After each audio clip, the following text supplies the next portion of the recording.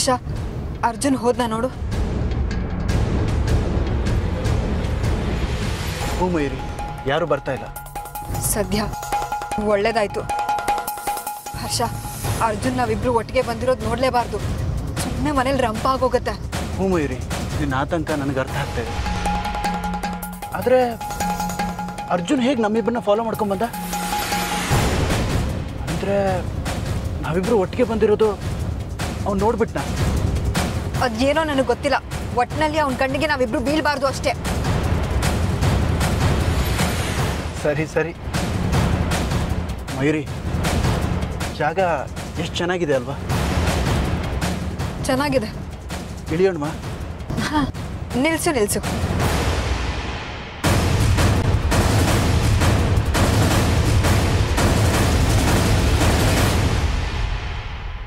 ನಿಲ್ಸು, ಕೆಳಗಿಳಿಯೋಣ.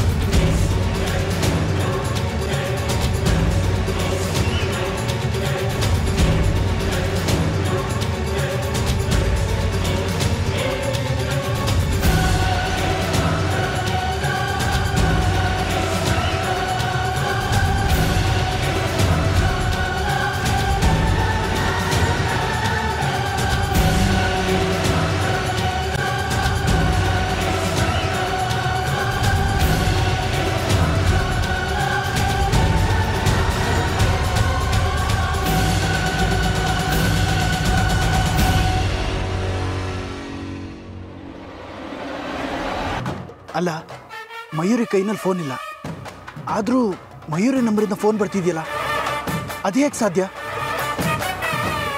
Hello hello ಹರ್ಷ, ಹರ್ಷ ಎಲ್ಲಿದ್ಯಾ ನೀನು? ಹರ್ಷ, ನಿನ್ನ ಪ್ರಾಣಕ್ಕೆ ಅಪಾಯ ಇದೆ ಹರ್ಷ.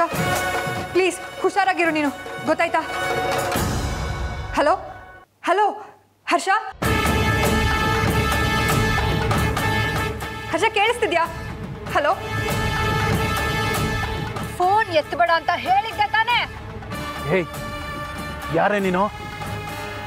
ಯಾರೇ ನೀನು? ಯಾರೇ ನೀನು? ಯಾರೇ ನೀನು?